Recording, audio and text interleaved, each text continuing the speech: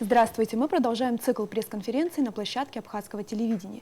Экономическая ситуация в стране по-прежнему остается актуальной темой в повестке последних событий. Сегодня в этой студии у нас есть возможность задать интересующие вопросы председателю правления Национального банка Абхазии Беслану Барателли.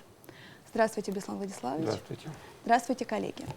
Начнем с того, что я попрошу вас дать краткую оценку экономической ситуации в стране, какие риски для национальной экономики вы предвидите и для банковской системы.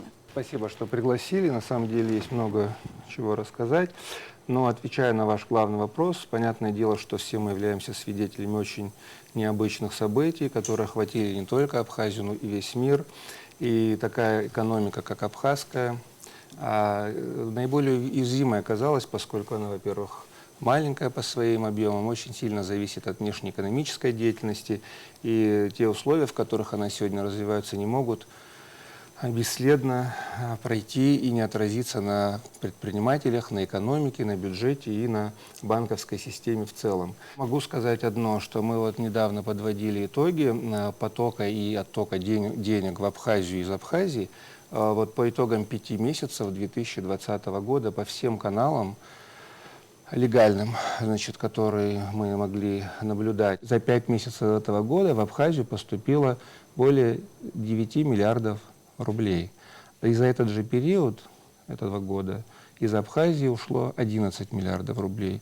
Ну, таким образом, сальдо потока оттока денег стало отрицательным, а объем денежной массы в стране сократился на 2 миллиарда рублей. Безусловно, это колоссальная сумма для нашей маленькой экономики. И сокращение объема денежной массы на 2 миллиарда рублей в экономике отражается на снижении предпринимательской активности, сокращении торговой выручки, невозможности многим предпринимателям заниматься предпринимательской деятельностью, а также ограничительные меры, которые вообще остановили хозяйственную деятельность некоторых предпринимателей, привели, соответственно, к тому, что и поступления в бюджет стали сокращаться, остатки на счетах банков стали сокращаться, и наблюдается серьезный дефицит денег в экономике. Прогнозировать пока сложно, вряд ли кому-то это удастся сделать, но если ситуация стабилизируется, я думаю, во втором полугодии можно будет, во всяком случае, активизировать всю эту деятельность. Спасибо большое. Да, пожалуйста. Как раз продолжение темы. Вы тут как раз обозначили понизившиеся доходы населения, проблемы реального сектора экономики. Беслан Владиславович, не станет ли это все причиной кризиса банковской сферы? Я имею в виду, мне хотелось бы знать, какова прочность абхазских банков? Так не бывает, что все сектора экономики страдают от сложившейся ситуации, а банковский сектор устойчиво работает. Безусловно, банковский сектор очень сильно подвержен этой ситуации. Я могу напомнить, значит, факты, связанные с тем, что с момента закрытия границы в конце марта и, значит, объявления карантинных мероприятий в Абхазии, закрытия рынка, магазинов и так далее, транспортного, общественного. Это все привело к паническим настроениям в обществе, и мы наблюдали небывалый всплеск снятия денежных средств банков. Это снятие со счетов, снятие с банкоматов. Мы только за 1 месяц, март 2020 года, обеспечили наличностью и выдали через банкоматы, только я не говорю о кассах банков, около 1 300 000 000 рублей. Значит, в апреле эта волна продолжилась, объемы сократились до 1 100 000 000, но тем не менее колоссальные суммы снятия были, и тем не менее в целом банковская система выдержала.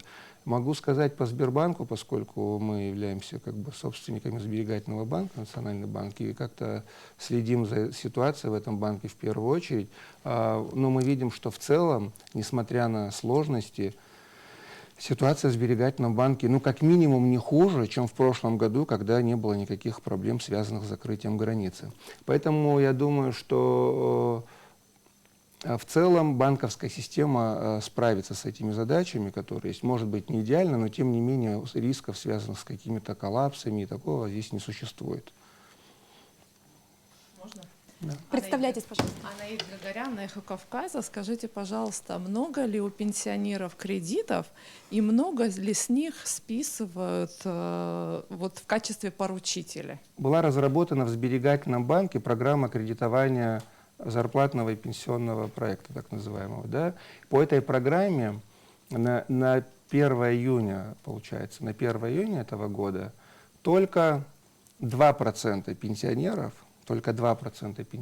являются клиентами Сбербанка, которые брали кредиты. 98% пенсионеров кредиты не имеют. То, что касается вашего вопроса, когда пенсионеры являются поручителями за заемщика, который брал, есть программа потребительского кредитования. Помимо того, что около 2% пенсионеров, значит, сами являются заемщиками, еще там менее 3, если я не ошибаюсь, 2,7 или 2,8%, ну округлим, 3% пенсионеров являются поручителями у тех людей, которые обращались в Сберегательный банк за получением кредитов. Но понятное дело, что большинство людей самостоятельно обслуживают свои кредиты, поэтому списывается с пенсионеров, ну не только с пенсионеров, с любого поручителя, только в том случае, когда сам заемщик не оплачивает кредит. И в таких случаях, если о процентах говорить несколько сотен человек, это в процентах около 0,6–0,7%. То есть это не та тема, которая пытаются спекулировать и нагнетать обстановку. С другой стороны, я вот хочу сказать, что очень часто обращаются люди в Сберегательный банк и узнают, что для получения кредита необходимо поручительство в виде там, зарплаты, пенсии. И когда клиенты обращаются к своим знакомым, к родственникам, друзьям и возвращаются с тем, что невозможно найти пенсионеров, потому что все, значит, в кредитах и в поручителях, и создается впечатление, что вся Абхазия в кредитах, все пенсионеры в кредитах.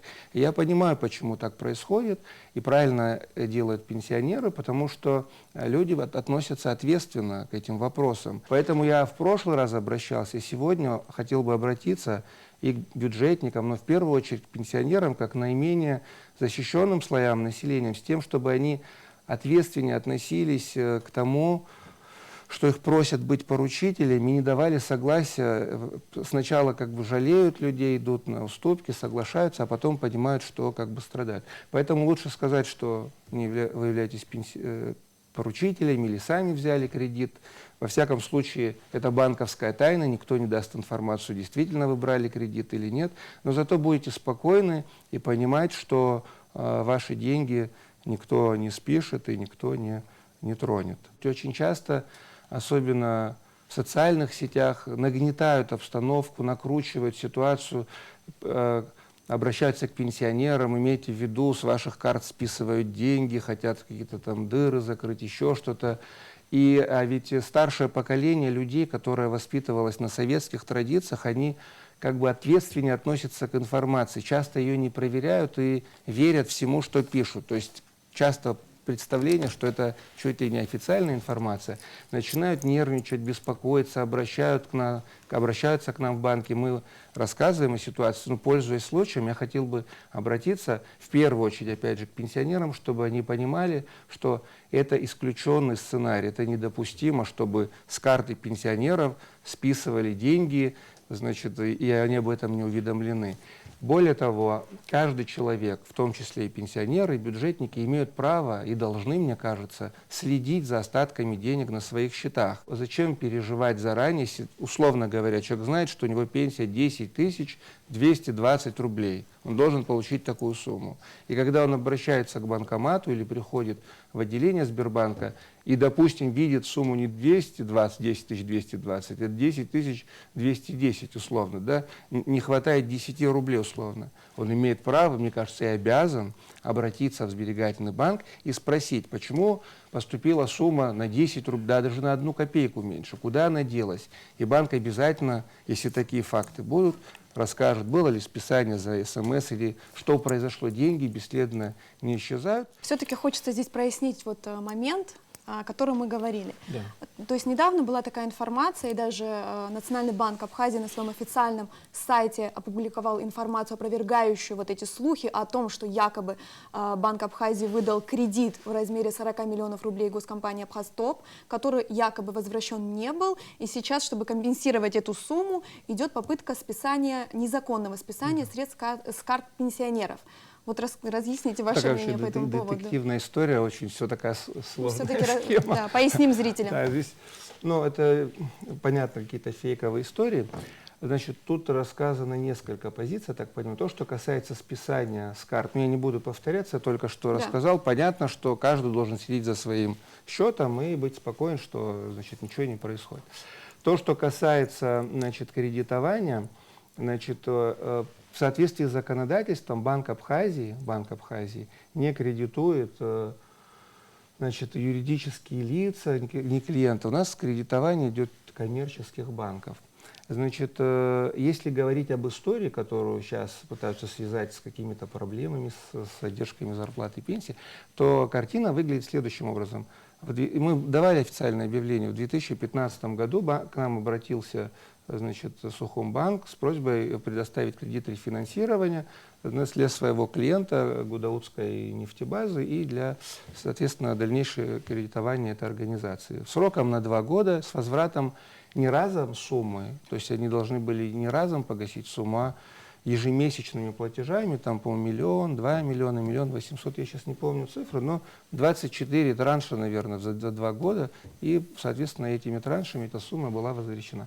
Дальше Банк Абхазии уже не следит за отношениями, раз коммерческий банк возвращает эту сумму, это история уже коммерческого банка и, значит, его клиента. Таких историй много, к сожалению. Банковская тайна не позволяет рассказывать о кредитах, которые выданы, значит, другим организациям. Я хочу сказать, что многих удивляет, что такие суммы выдаются и так далее. Для Национального банка главным источником получения дохода является предоставление кредитов коммерческим банкам. Мы, естественно, обслуживаем государственный бюджет, небюджетные фонды, да, все госструктуры, которые обслуживаются у нас, но в соответствии с законом это происходит бесплатно. То есть за обслуживание бюджета Минфина, естественно, Национальный банк комиссии не взимает. Единственный источник, который у нас есть, это предоставление кредитов рефинансирования. И объем кредитов рефинансирования – это одна из историй. Таких историй очень много. Насколько проблемные вот эти кредиты рефинансирования? Проблемные для кого? В смысле, для получения? Национального банка, да, для получения. Но они все обслуживаются. Это единственный источник. К сожалению, в силу того, что за вот эти годы мы вынуждены были возвращать, и вот сейчас в ближайшие дни заканчиваем возврат кредитов 700 миллионов рублей, который был предоставлен, значит, Республики Абхазия в 2010 году, мы его погашаем, возможности Национального банка ограничены, да? А все кредиты, которые, значит, в системе банковской, за исключением, получается, 3 банков, у которых была отозвана лицензия в 2014 году, там Фининвестбанк, Инвестбанк, Леонбанк и Гагробанк, все остальные обслуживают свой портфель. И мы, как Национальный банк, заинтересованы, не только мы, экономика в целом, чтобы в Банке Абхазии было больше кредитов. Ведь экономика нуждается в кредитовании. Мы часто слышим критику в адрес банков, что не дают кредиты, значит, нет средств для развития бизнеса и так далее. Ну и, соответственно, чем больше денег было бы у банков, тем больше было бы возможности кредитовать. Когда в Национальному банку возвращается кредит, ранее выданный от банка, обязательно появляется другой банк, который просит эти деньги, и мы тоже, как банк, заинтересованы в том, чтобы эта система постоянно работала, потому что это почти, можно сказать, главный источник получения доходов для банка. Соответственно, благодаря этому банк может содержать всю свою инфраструктуру, зарабатывать прибыль, формировать фонды и, значит, перечислять деньги в бюджет, из которых также платятся зарплаты, ну и не только зарплаты, там бюджетные расходы. Ну, то есть они добросовестно с вами сотрудничают? Да, вот мы работаем. Часто бывает, вот вопрос еще к добросовестности, часто бывает так, что банк оказывается в сложной ситуации, как обычно клиент, но только в отношениях Национального банка и Банка Абхазии, что банк просит продлить, пролонгацию. А вот сейчас в связи вот с пандемией вот, были? я сейчас как раз вот эту мысль хотел. В связи с тем, что, значит, у нас мероприятие ограничительного характера, пандемия, поскольку клиенты банков сами сталкиваются со сложностями по обслуживанию кредитов. Банки коммерческие многие испытывают сложности по возврату денег, которые были выданы банкам, и сталкиваются с тем, что испытывают дефицит ликвидности и просят нас часто пролонгировать. Абхазия Информ, Анна Гургули. У меня два вопроса. Первый вопрос касается Сбербанка. Могли бы вы чуть подробнее рассказать, какова там ситуация, как обстоят дела с возвращением кредитов? Об этом очень много говорилось, заводились там уголовные дела. И второй вопрос, вокруг которого было очень много спекуляций.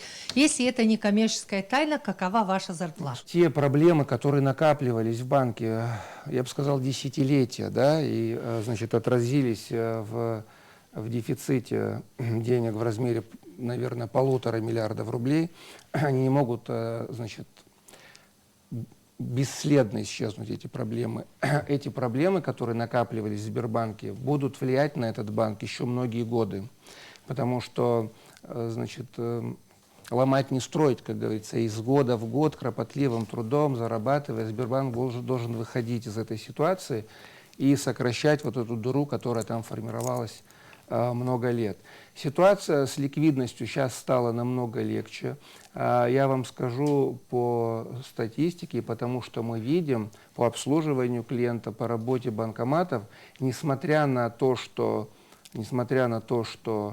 сложные экономические условия в стране, ограничительные меры, и, значит, не работают предприятия многие, да, и фирмы закрылись, остатки упали на счетах у коммерческого банка, оборотные средства сократились. В целом ситуация в Сбербанке сегодня даже стабильнее, чем в прошлом году, хотя в стране была ситуация лучше. Это связано с тем, что значит, сберегательный банк потихонечку набирает силы и как-то становится более устойчивым. Безусловно, это связано с поддержкой Национального банка, с ресурсами, которые предоставляет Национальный банк. Главным источником получения доходов сберегательного банка также является кредитование, поскольку это кредитная организация. Но мы временно, как вы знаете, приняли решение о приостановке всех программ, потому что сегодня главная задача в отсутствии денег в первую очередь обслуживать клиента.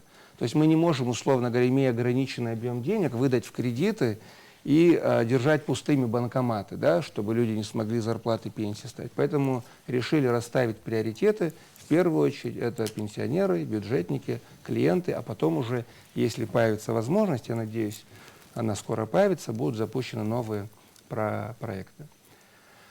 То, что касается вот этого второго вопроса, ну, я как-то видел в Фейсбуке, и мне показывали, значит, по поводу моей зарплаты. Очень интересно было наблюдать, как она росла. Сначала была 200 тысяч, потом стало 300, 350. Последний раз летом мне подняли до 450 рублей. Я уже был в ожидании того, что скоро она поднимется, будет 600-700. Но, видимо, в связи с кризисом последняя информация, то, что она опустилась до 330. Да, но это, как бы, понимаете, шутка, безусловно. Значит, заработная плата, значит, в Банке Абхазии устанавливается в соответствии со штатным расписанием, и она, значит, варьируется от, если я не ошибаюсь, от 18, от 15, от 18, по-моему, тысяч рублей до, у меня, как у руководителя, 85 тысяч рублей. То есть весь состав сотрудников, которые работают в банке, то есть не 85, у всех 15, вы понимаете, да, там 85 и по ступеньке, в зависимости от позиции в банке. Значит, такая месячная зарплата. Хочу сказать, что она в принципе сопоставима с заработными платами, которые установлены в кредитных организациях Абхазии. Поэтому мы работаем в принципе в том поле, о котором мы сегодня работаем. Хочу отметить, что заработная плата, которую фонд заработной платы утверждается не мной единолично. Это сумма, которая утверждается в смете расходов Банка Абхазии, которая утверждается парламентом, она многие годы не менялась. То есть с года в год объем фонда заработной платы один и тот же остается. И самое главное, что я хотел бы объяснить, то, что Банк Абхазии не бюджетная организация. Мы из бюджета не берем ни копейки, не финансируемся. Да? У нас свои деньги, заработанные деньги. И если бюджетные структуры гарантированно получают заработную плату, государство обязано заплатить, то в Банке Абхазии может такой возможности и не быть. Если банк будет неэффективным, то никто гарантированно не получит те зарплаты там, от 15 до 85, а будут получать значительно меньше, если не будет источников финансирования. Вот такая вот картина по зарплате. Я думаю, что... А еще можно я добавлю, вы не задавали вопрос, просто хочу, чтобы многие...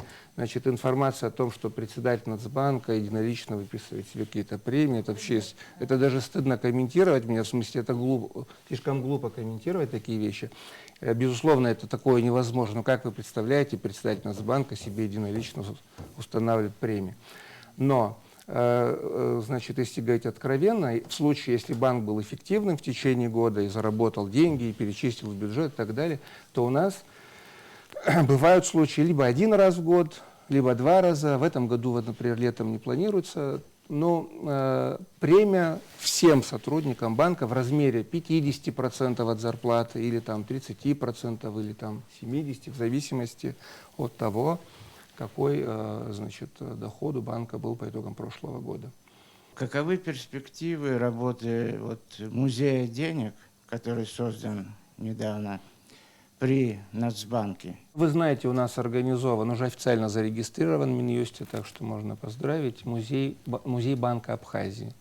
Значит, у нас уже есть руководитель этой структуры, Астамур Таня, который является блестящим специалистом в сфере нумизматики. И для нас это большая находка, потому что специалистов в сфере нумизматики в Абхазии очень мало. Сергей Миронович, я вот знаю, Астамур Георгиевич. Ну, единицы людей, даже если можно вспомнить. И, конечно, мы очень долго, я так скажу, прямо просили его согласиться на такую должность. И в итоге он дал согласие, поэтому, мне кажется, это большая победа для всех нас. Есть два сотрудника, которые тоже специалисты в этой, в сфере музея, в сфере культурологии. Идет работа по, значит, паспортизации уже монет. Очень интересные монеты появились, которые относятся к эпохе до нашей эры, найденных на территории Абхазии. Ну, работа ведется подготовительная, но сегодня, мне кажется, и не время открывать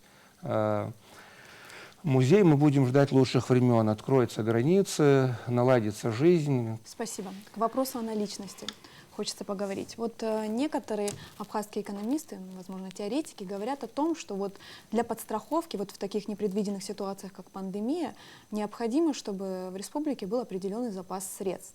И такой резерв, по их мнению, можно организовать путем подписания соглашения между Банком Абхазии и Центробанком России. Как вы считаете, это осуществимо на практике?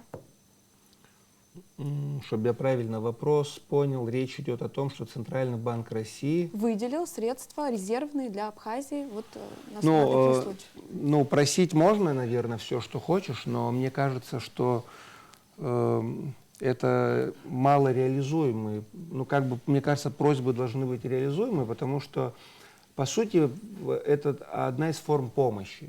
Мы сегодня и так получаем в рамках дружбы и сотрудничества в бюджет Абхазии деньги по линии инвест-программы, колоссальные суммы. Кстати, нужно обязательно сказать, что и вся банковская система и экономика Абхазии, несмотря на то, что граница закрыта, сегодня не так сильно, как сказать, застряла в кризисной ситуации, остановилась благодаря колоссальной помощи, которая идет из Российской Федерации. Это средства по финпомощи в бюджет, это пенсионному фонду. Вы посмотрите, каждый месяц, ежемесячно в Абхазию поступает около 330 миллионов рублей в нашу страну, при том, что туристы не приезжают, денег нет, да, это за вот эти закрытые, так скажем, месяцы, когда граница была закрыта, только по линии пенсионного фонда в Абхазию поступило около миллиарда рублей. Понятно, это деньги пенсионеров, они пришли на пенсию, но они попали в страну. Пенсионеры выходят на улицу, в магазины, на рынки, они тратят, соответственно, предприниматели зарабатывают эти деньги. Поэтому то, что вы говорите, это тоже в виде помощи. Но так просто не бывает, чтобы Центральный банк одной страны просто так выделил деньги на всякий случай другой страны, если у вас будут. Ну, так взаимоотношения не строятся, поэтому я думаю, что это нереализуемый проект.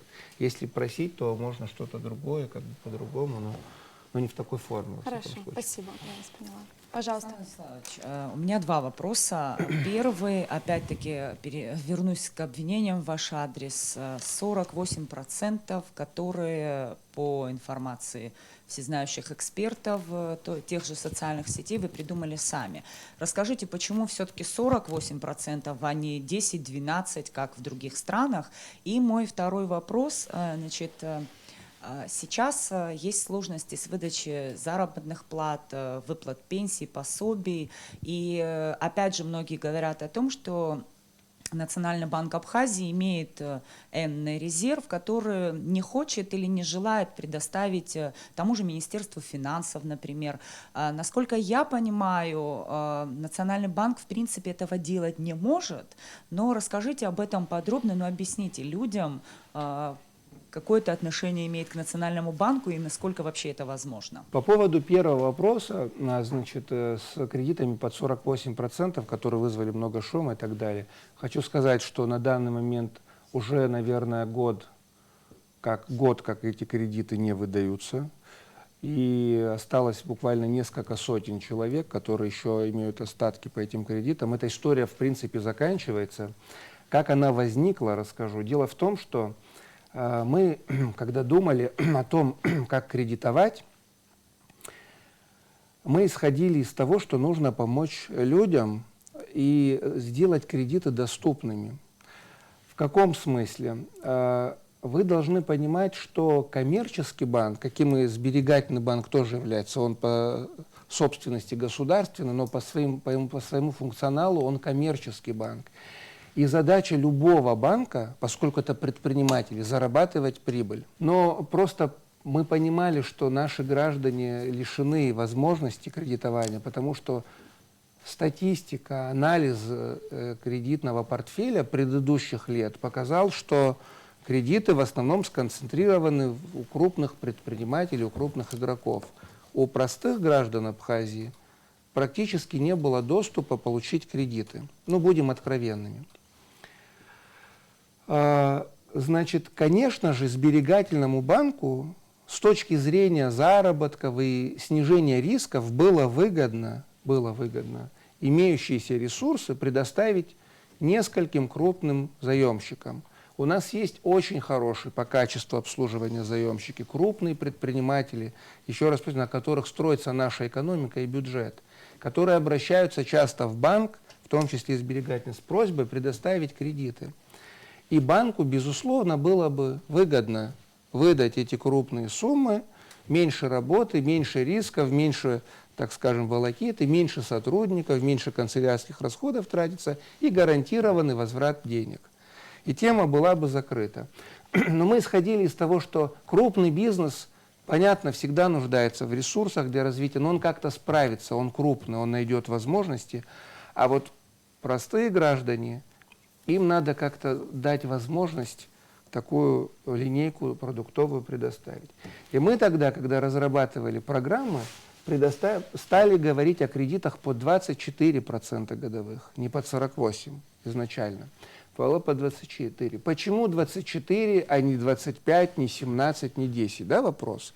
Почему мы выбрали 24? Очень многие наши граждане думают, что кредиты дает государство. Ну, как вам сказать, представление, что есть банк, есть хранилище, там есть, значит, гора денег, которая принадлежит абстрактному институту государства, и, в общем, можно брать кредит. Такое представление у обывателя. Но на самом деле, чтобы найти деньги для кредитования, Банк Абхазии должен их привлекать за деньги. Мы установили ставку 12% годовых для вкладчиков. Мы думали, под 12% вкладчики будут приносить деньги, соответственно, там под 18% сберегательный банк будет предоставлять кредиты. Но, к сожалению, учитывая, что в стране денег нет, население не очень богатое, запасов нет, и предприниматели не имеют больших остатков, 12% годовых для вкладчиков оказались неинтересными. Очень мало кто из граждан Абхазии под 12% годовых вкладывал деньги в банк. Тогда мы вынуждены были поднять процентную ставку по вкладам до 18% годовых. До 18%. И когда мы подняли ставку до 18%, ставка стала гражданам Абхазии интересна. люди стали понимать, что можно на этом заработать, и усилился поток вкладов в Сбербанк. Буквально за 2 месяца сберегательный банк привлек около 200 или 220 миллионов рублей. То есть людям стало интересно зарабатывать. Но раз сберегательный банк привлек под 18%, он должен выдать кредиты под 24, заработать 24, ну, грубо говоря, 24% заработать. Из заработанных 24% вкладчику надо дать 18, а сберегательный банк оставляет себе только 6. То есть во всей этой истории не банк зарабатывает, по сути, а вкладчик, потому что 18% зарабатывает вкладчик, а 6% клиент. Но это еще при условии, что все деньги вернулись, и все заемщики вовремя заплатили, потому что вкладчику не объяснишь, что ваши деньги не вернулись, предприниматель или человек столкнулся с кризисом, у него сложности, он не может заплатить и так далее, правильно? Поэтому для банка это еще большие риски. Поэтому возникла цифра 24. Когда мы объявили, что эта программа не для людей, которые имеют доступ к банку, не для знакомых, и не по блату, и не за взятки, и не откаты, это открытая программа Сбербанка. И любой гражданин Абхазии, не имея знакомств и связей, а имея всего лишь поручителей, имеет право обратиться, и пошел поток людей за кредитами. Но так как ресурсы-то ограничены все равно, мы установили не больше, допустим, не больше 2 миллионов или 3 миллионов рублей в день. И шла запись. Чтобы это было объективно, мы установили электронную запись. Человек приходит, записывается и высвечивается: на сегодняшний день записались, на завтрашний день записались, на послезавтрашний и так далее. Но получалось, что человек пришел и записывается на месяц вперед, или на 2 недели вперед, или на 10 дней, в зависимости от ситуации района. И получается, что человек записался в очередь под 24% годовых. Дальше, учитывая, что мы живем в Абхазии, что я являюсь даже председателем Национального банка, и тем не менее я знал, сколько человек записалось в очередь. Знаете как? Вот если сегодня 30 человек записалось в очередь, ну минимум 25 звонков от людей. Пожалуйста, можно без очереди, мы горим, умираем, такие-то проблемы. Это была невозможная история. Когда вот такие очереди, люди готовы заплатить даже были, чтобы дайте, мы вам заплатим. Прям откровенно говорю, такие предложения. Мы заплатим деньги, только без очереди и так далее. И чтобы вот это все пресечь, мы придумали для тех, кто правда горит и умирает, значит, у него на самом деле сложность. Это вот, пожалуйста, есть сервис другой. Хочешь сегодня же, вот пришел сегодня, получил кредит, пожалуйста, но коэффициент в 2 раза больше. Но как пытаются преподнести, что сберегательный банк навязывает, значит, заставляет, грабит и так далее, это все, к сожалению, спекуляции. Как показывает практика, в основном спекулируют люди, которые не берут кредит. Мы, безусловно, понимаем, что для граждан это высокие проценты. Мы тоже об этом очень много думаем, потому что как бы жалко людей, и так маленькие доходы. Но знаете как, я люблю говорить правду. Зачем обманывать и говорить, что да, с завтрашнего дня будут долгие, бессрочные, как любят, безвозвратные кредиты. Такого не будет, к сожалению. Мы живем в рыночной экономике, и я хочу, чтобы понимали, что кредиты – это точно такие же товары, как и продукты питания в магазине. Мы, конечно же, будем делать все, чтобы привлекать ресурсы и предоставлять их более дешевыми. И стараться делать так, чтобы это было объективно. По поводу второго вопроса, значит, задержки пенсии и зарплат. Начиная с 2015 года мы активно стали переводить сначала пенсионеров и бюджетников на карты. И, так скажем, началось знакомство населения с банковскими услугами массами.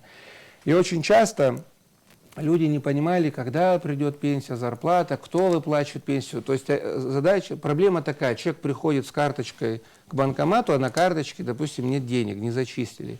И начинаются скандалы с сотрудниками Сбербанка. Потом к нам звонят, почему нет пенсии, почему нет зарплаты и так далее. Потому что не было понимания того, как это все выстроено.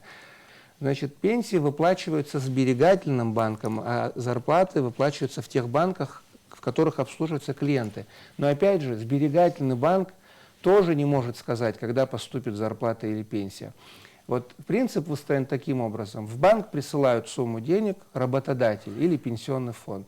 Могу сказать единственное по российской пенсии. Российская пенсия приходит всегда своевременно, в полном объеме, и мы в соответствии с графиком, банк перечислять Национально-сберегательному банку, соответственно, все на карточке попадает.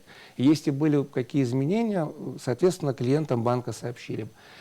То, что касается заработных плат, опять же, банк не может сказать. И даже если мы знаем, когда будет, но мы не имеем права говорить, потому что это не наш вопрос. Мы не можем о деньгах клиента публично заявлять. Нужно понимать, кто является плательщиком. Если плательщиком является Минфин Республики Абхазия, то только Минфин знает, когда будет зарплата. Если плательщиком является город Сухум администрация, только администрация городов и Сухума. В банке просто идет начисление тех сумм, которые финансируются по зарплатам или по пенсиям. Наше время подошло к концу. Спасибо за подробный рассказ. Я напоминаю, у нас в студии был председатель правления Национального банка Абхазии Беслан Барателия. До встречи в эфире.